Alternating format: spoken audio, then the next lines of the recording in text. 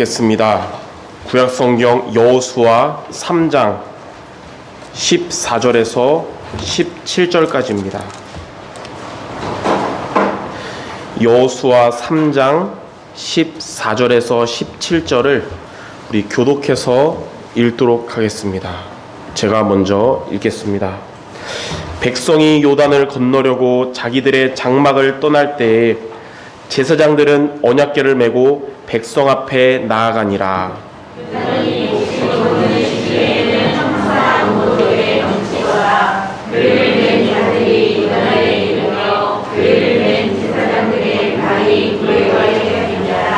곧 위에서부터 흘러내리던 물이 그쳐서 사르단에 가까운 매우 멀리 있는 아담 성읍 변두리에 일어나 한 곳에 쌓이고 아라바의 바다 여매로 향하여 흘러가는 물은 온전히 끊어지매 백성이 여리고 앞으로 바로 건널세.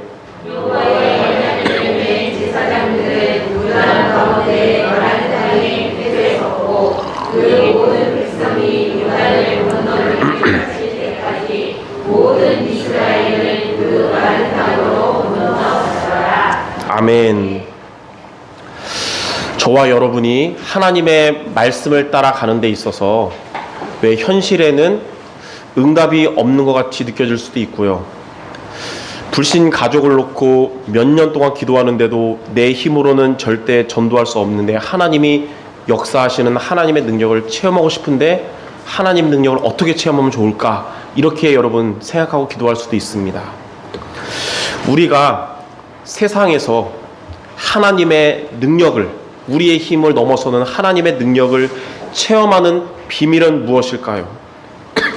하나님의 자녀는 하나님의 인도를 받을 때 하나님의 능력을 체험하게 됩니다.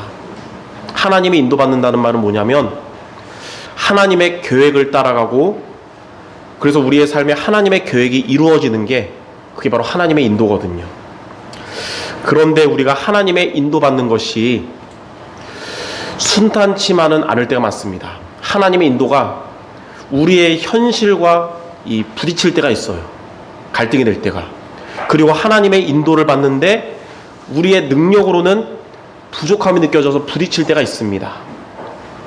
그때 우리는 어떻게 해야 될까요? 하나님의 계획은 분명한데 우리의 능력이 한계가 있을 때, 그리고 하나님의 계획은 확실한데 우리의 현실이 가로막혀 있을 때, 대부분 그때 주저앉거나 현실과 그냥 타협하곤 합니다. 그러나 그때 우리가 하나님의 인도받음에 우리가 결단하고 도전할 때, 그때 바로 하나님의 능력을 체험하는 시간표가 되는 것입니다.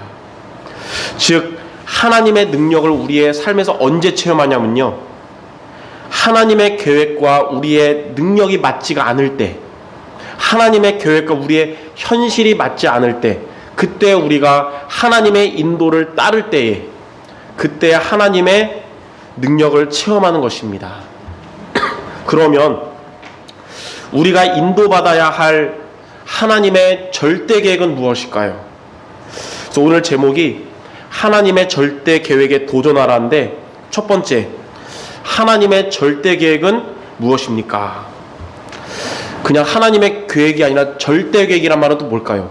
하나님의 절대 계획이란 세월이 변해도, 구약에도 신약에도 지금도 앞으로 영원히 변하지 않는 하나님의 계획으로 하나님의 제1의 계획을 절대 계획이라 그럽니다. 그러면 하나님의 절대 계획이 뭐냐? 디모데전서 2장 4절에 보니까 하나님은 모든 사람이 구원을 받으며 진리를 아는 데 이르기를 원하신다 그랬습니다. 요한복음 6장 40절에는 하나님의 뜻은 아들을 보고 믿는 자마다 영생을 얻는 것이라 그랬어요. 하나님의 절대 계획은 뭐냐면 바로 구원입니다. 구원.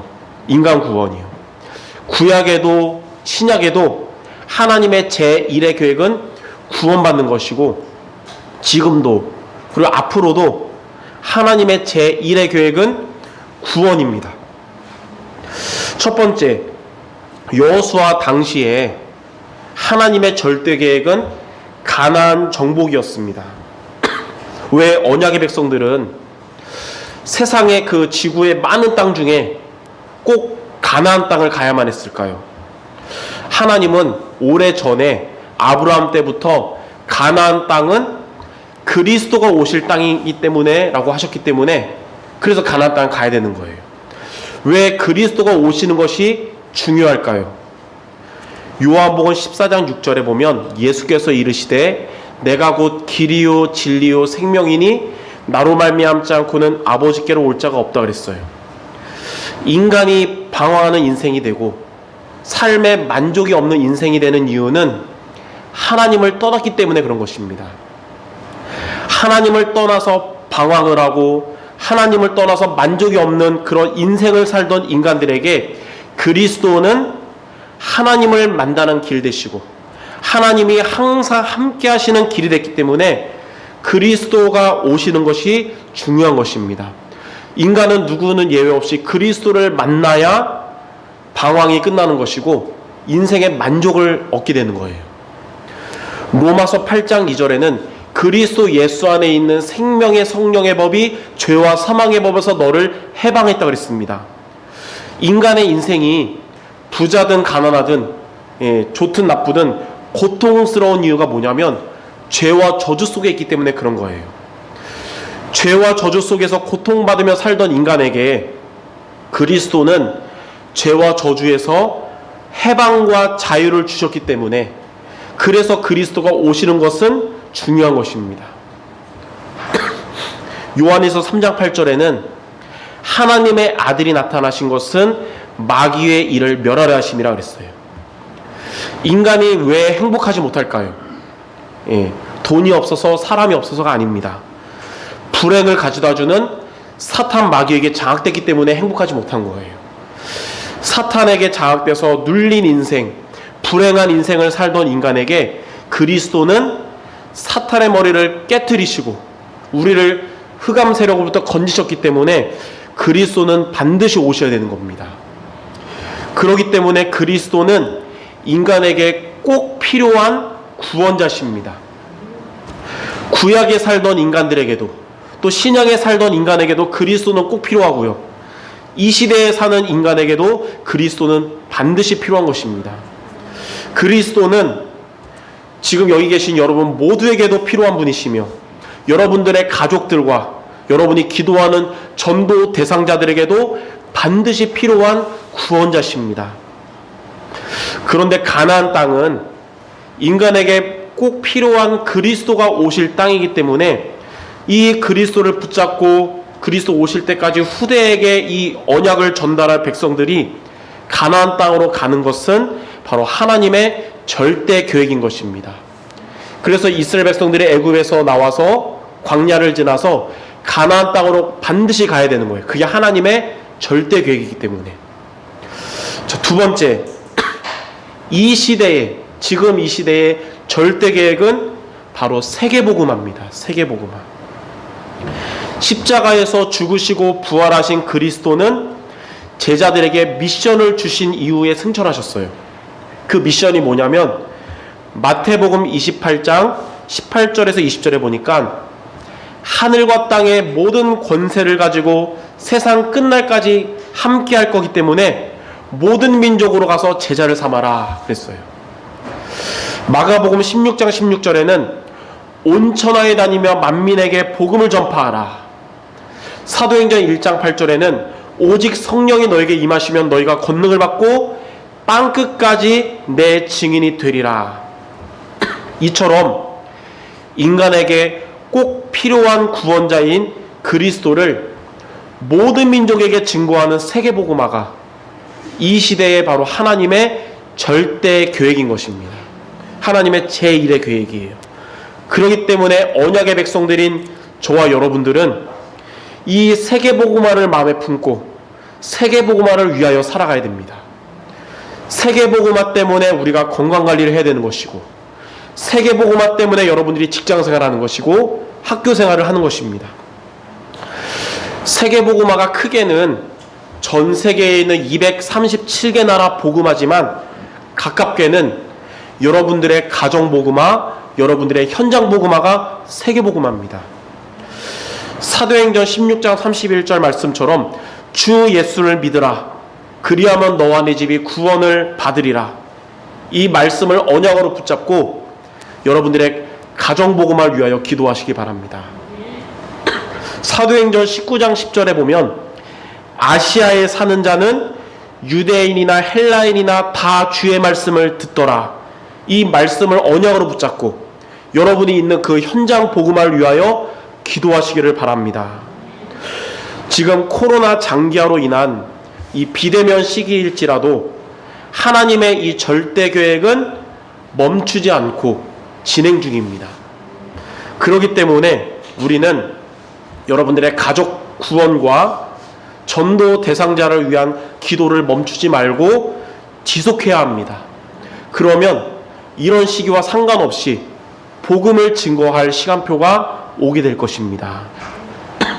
사도행전 13장 22절 말씀처럼 하나님은 하나님의 마음에 합한 자를 통하여 하나님의 뜻을 이루십니다.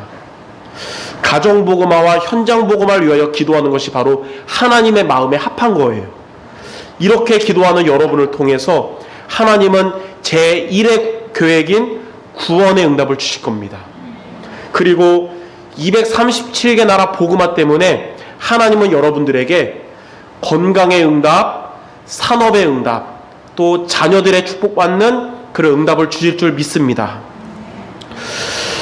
여호와 당시에는 가나안을 정복하는 것이 하나님의 절대 계획이었어요. 가나안을 정복한 이후에는 그 가나안 땅에서 오실 그리스도를 기다리면서 후대들에게 그리스도를 전달하는 것이 하나님의 절대 계획이었습니다. 그리고 약속하신 대로 그리스도가 이 땅에 오신 이후로는 이 시대에는 구원의 길 되시는 그리스도를 증거하고 세계복음화를 위하여 살아가는 것이 바로 하나님의 절대 계획입니다. 하나님의 절대 계획을 위하여 살아가는 모든 성도들 되시기를 바랍니다. 절대 계획에 도전하라가 오늘 제목인데, 이게 도전하라 그러니까 절대 계획에 반대라는 뜻이 아니고 어떠한 상황이 오더라도 하나님의 절대 계획을 우리는 선택하고 이것을 따라가라는 뜻입니다. 자, 그러면 두 번째, 하나님의 절대 계획에 도전하려면 우리는 어떻게 도전하면 될까요? 첫 번째는 하나님의 계획과 나의 현실이 부딪힐 때가 있을 거예요. 갈등 느낄 때. 그때 우리가 말씀을 따라가는 것이 하나님의 절대 계획에 도전하는 겁니다. 여호수아와 언약의 백성들은 하나님의 말씀을 따라서 이제 가나안 땅으로 이제 들어가려고 했는데, 이 광야와 가나안 경계선에 뭐가 있었냐면 요단강이 있었어요. 요단강. 근데 당시에는 곡식을 거두는 시기라서 요단강 물이 평상시에는 어른의 허리 정도밖에 안 차거든요. 건너갈 수 있잖아요. 근데 이때 당시는 물이 언덕에 넘칠 정도였어요. 그곳을 그냥 건넌다는 것은 인간의 힘으로 불가능한 매우 위험한 일이었습니다. 물론 수영을 잘하는 사람은 있겠지만 언약궤를 메고 가야 되잖아요. 수영 못하잖아요. 요단강은 곡식을 거두는 시기, 여기 보니까 이제 쌀이 아니라 모맥, 보리를 거두는 시기이기 때문에 봄에 거둬요. 가을이 아니라. 4월, 5월 이때마다는 요단강의 상류에 있는 헤르몬 산에서 이제 눈이 녹거든요. 눈이 녹아내리기 때문에 그래가지고 요단강이 깊은 거예요. 조사에 의하면 12척, 거의 4m에 가까운 깊이로 강두까지 넘친 겁니다. 그러니까 평상시는 1m밖에 안 된 건널 수 있는데 이때 당시는 하필이면 건너야 될 이 시기는 곡식 거두는 시기에는 4m. 그럼 물에 빠져 죽잖아요. 이때 건너라고 하신 거예요, 주님은. 이처럼 때로는 하나님의 계획과 우리의 현실이 이게 부딪힐 수가 있단 말입니다. 예배는 꼭 드려야 되는데 코로나가 심하면 우리는 어떻게 될 것인가? 이게 부딪히는 일이잖아요. 신앙을 놓치면 안 되는데 가족 모두가 막 반대하고 이러면 또 어떻게 됩니까? 가족 평화를 선택해야 됩니까? 신앙을 선택해야 됩니까? 가족 구원을 놓고 기도하는데, 기도하고 막 성령 충만해서 집에 갔는데 가족들의 마음은 강팍해 있으면 그럼 또 그때는 갈등되잖아요. 현장을 전도하는 마음을 품었는데 현장에서 전도할 상황이 안 될 수도 있고요. 이러한 상황 가운데서 하나님은 여호수아에게 여호수아 3장 7절 8절에 이렇게 하나님이 말씀하셨어요. 내가 모세와 함께 있던 것처럼 너와 함께 있는 것을 그들이 알게 하리라. 너는 언약궤를 맨 제사장들에게 명령하여 이르기를 너희가 요단 물가에 이르거든 요단으로 들어서라 하라. 4m가 넘는 그 물가로 언약궤를 메고 무거운 언약궤를 메고 들어가라는 겁니다. 근데 여호수아는 이 말씀을 언약의 백성들에게 전달했습니다. 그리고 이 온 이스라엘 자손들은 하나님의 말씀에 순종해가지고 물이 넘칠 것처럼 가득한 요단강 알아도 그냥 들어간 겁니다. 앞장선 제사장들이 자신들의 키의 2배 이상이 되는 깊이의 요단강으로 들어간다는 것은 어떻게 보면 생명 건 일입니다. 혹시 물이 안 갈라지면 죽는 거 아니에요? 혹시. 그래서 언약궤를 메고 있기 때문에 언약궤가 무겁잖아요. 수영할 수도 없는 상황이에요. 그럼에도 불구하고 언약의 백성들은 주의 말씀에 의지하여 요단강으로 들어간 것입니다. 그리고 성경에 보니까 앞장을 선 제사장의 발이 땅에 닿는 순간에 흐르던 물은 끊어지고 강 가운데 큰 길이 나타나서 모든 백성이 요단강을 건너게 되었습니다. 그들처럼 하나님의 계획이 지금 우리들의 현실과 부딪힐 때 우리는 이스라엘 백성들처럼 하나님의 말씀을 붙잡고 순종하는 것이 바로 하나님의 절대 계획에 도전하는 것입니다. 우리의 삶의 현실이 하나님의 절대 계획과 부딪힐 때마다 말씀을 따라가는 우리 모든 성도 되시기를 주님의 이름으로 축원합니다. 두 번째, 하나님의 절대 계획과 나의 능력이 내 힘이 이게 부딪힐 때 그때 우리는 말씀을 따라가야 됩니다. 여호수아는 가나안 정복이라는 하나님의 절대 계획 앞에서 자신의 능력으로는 부족하다는 것을 알고 있었어요. 그러나 여호수아는 하나님의 말씀을 잘 따라갔기 때문에 가나안을 정복하게 된 것입니다. 이처럼 여호수아가 가나안을 정복한 비밀은 여호수아의 능력이 대단해서가 아니고 말씀을 따라갔기 때문에 가능한 일이었어요. 10년 전에 제가 목사 안수를 받았었거든요. 10년 전에 목사 안수 받기 일주일 전 주일 저녁에 해결할 수 없었던 문제 때문에 갈등하고 있었습니다. 내 생각으로 또 내 능력으로는 해결하려고 하니까 답이 안 났었어요. 그때 제가 어두운 방 안에서 지금은 RUTC 방송이지만 그때 다락넷 이제 메시지를 듣는데 그때 제가 말씀을 통해서 큰 은혜를 받고 답을 얻게 됐어요. 제 생각과 내 능력으로는 답이 안 났는데 말씀에서 답을 얻은 겁니다. 그때 말씀의 요지가 뭐냐면 하나님의 계획이 분명한데 우리의 힘으로 할 수 없을 때가 바로 하나님의 능력을 체험할 시간표라는 거예요. 그때 저는 일주일 후에 목사가 되는 게 하나님의 계획인 것은 확실하게 알고 있었기 때문에 그때 제가 있었던 모든 염려를 다 주께 맡기고 비로소 마음이 평안해졌습니다.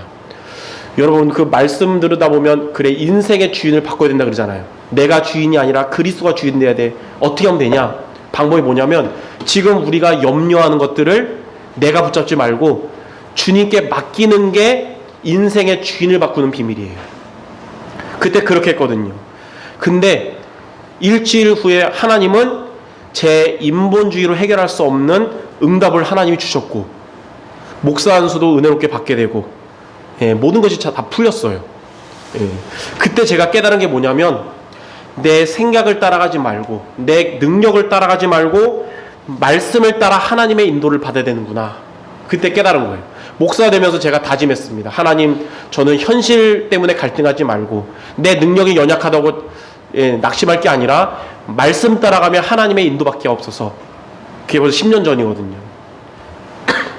여호수아를 보면 여러분이 여호수아서를 한번 읽어보면 나오겠지만 가나안 정복에 있어서 여호수아는 뛰어난 전략가가 아니었고 탁월한 경영자도 아니었습니다. 그런 여호수아는 한 가지를 되게 잘했어요. 하나님의 말씀을 백성들에게 잘 전달하고 하나님의 말씀에 100% 순종하는 걸 잘한 거예요. 그것이 바로 하나님의 능력으로 가나안을 정복한 비밀이었던 것입니다.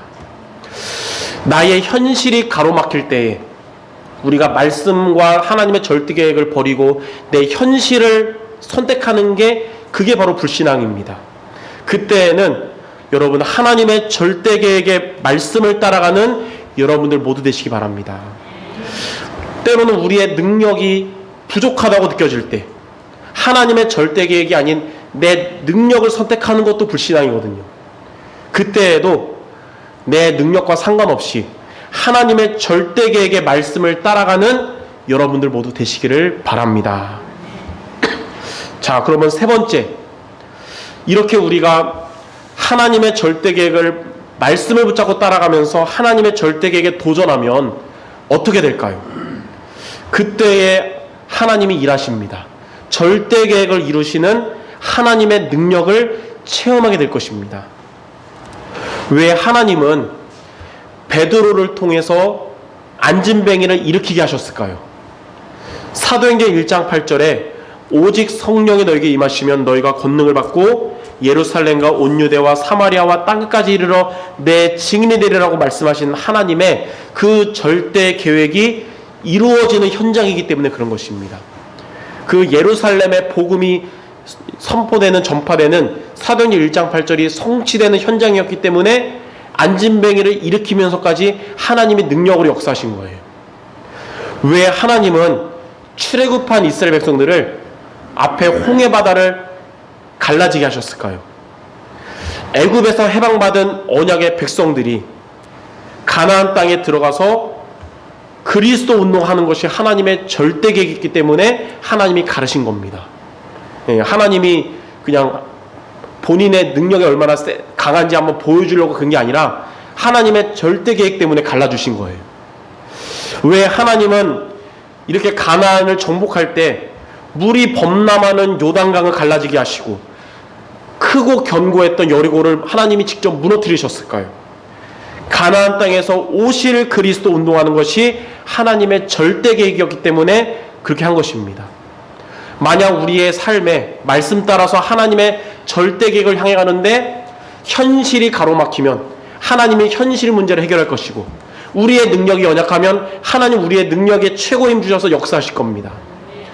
첫 번째로 하나님의 절대 계획에 도전하면 구원을 이루시는 하나님의 능력을 체험하게 될 것입니다.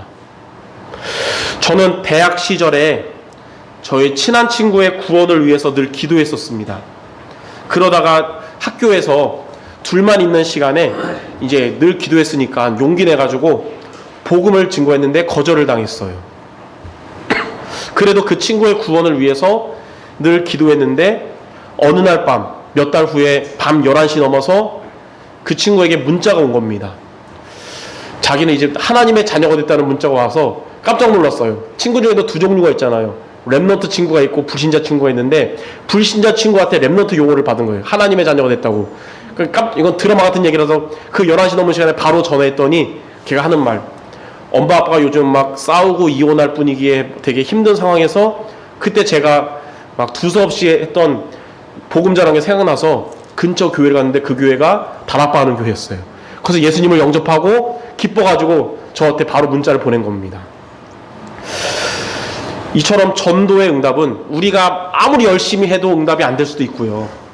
우리가 아무리 최고의 말발을 가져도 역사가 안 일어날 수도 있어요. 그러나 하나님이 능력으로 역사하시면 이루어지는 겁니다.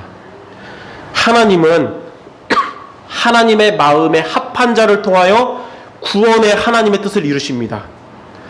하나님은 절대 계획을 붙잡고 어려운 현실 중에서도 그리고 연약한 내 모습과 상관없이 말씀을 따라가는 여러분들에게 하나님은 구원의 응답을 주실 것입니다. 자, 두 번째, 제자가 세워지는 하나님의 능력을 체험할 것입니다. 우리가 하나님의 절대 계획을 도전할 때 제자가 세워지는 응답이 올 거예요.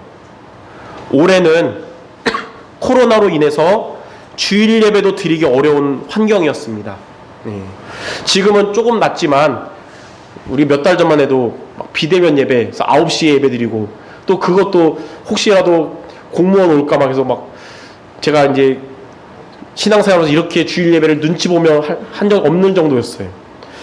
그래서 또 여러분들 성도들도 얘기 들어보면 불신자 가족들로부터 핍박을 받으면서까지 예배 승리했잖아요. 이렇게 변함없이 예배 중심으로 인도받는 여러분들을 하나님은 최고의 제자로 세우고 계시는 겁니다. 그래서 이번 신방 말씀에서 제가 여러분들에게 전달했듯이 하나님은 여러분 모두를 로마서 16장 제자의 응답을 주셔가지고 하나님께 축복받고 하나님께 쓰임받는 그런 최고의 사람으로 하나님이 만들어주실 것입니다. 선한데 지혜롭고 악한데 미련하게 도전하는 여러분들의 앞날에 사탄이 발 앞에 무릎 꿇게 될 것이고 주 예수의 은혜가 날마다 넘치게 있을 줄 믿습니다.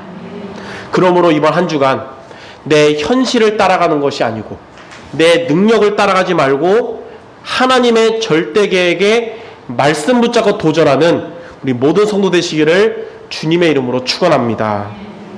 결론입니다. 지난주에 제가 그런 얘기를 했어요. 모든 질병의 95% 이상이 스트레스와 관련 있다. 이렇게 말했던 브루스 립튼 박사는 그 사람이 불신앙에 대해서 이렇게 말했어요. 불신앙은 두려워할 이유가 없는 것을 두려워하게 만들어가지고 스트레스를 일으킨다 라고 말했어요. 우리가 불신앙을 그리고 여러분 잘못된 믿음으로 인한 상처 이런 거를 집중적이고 계속 생각하다 보면 마음도 상하지만 스트레스도 일으켜가지고 질병에 발생할 수도 있어요. 불신앙은 언제 오게 되는 걸까요? 아까도 얘기했듯이 하나님의 계획 대신 내 현실을 바라볼 때 불신앙이 오는 거예요. 하나님의 계획을 버리고 내 능력을 의지하다 보면 그때 불신앙이 오는 겁니다. 민수기 14장에 보면 가데스 바네아에서 가나안을 정탐하고 돌아온 10명의 정탐꾼은 하나님의 절대 계획이 아닌 현실만 보고 또 자신들의 능력을 의지했기 때문에 불신앙 고백을 한 것이고요. 다른 2명의 정탐꾼이었던 여호수아와 갈렙은 하나님의 절대 계획에 대한 말씀을 붙잡았기 때문에 올바른 고백을 한 것입니다. 불신앙 고백을 했던 10명은 그들의 고백대로 광야에서 다 죽었고요. 믿음을 고백한 여호수아와 갈렙은 그들의 고백대로 가나안을 정복하는 주역이 되었습니다. 여러분들은 그 10명 정탐꾼이 아닌 우리 모든 성도들은 여호수아와 갈렙이 되시길 바랍니다. 그러므로 우리들은 스트레스와 두려움과 질병을 가져오는 불신앙을 없애야 합니다. 그래서 불신앙을 없애는 성경 구절을 여러분이 한 주간 매일 붙잡길 바랍니다.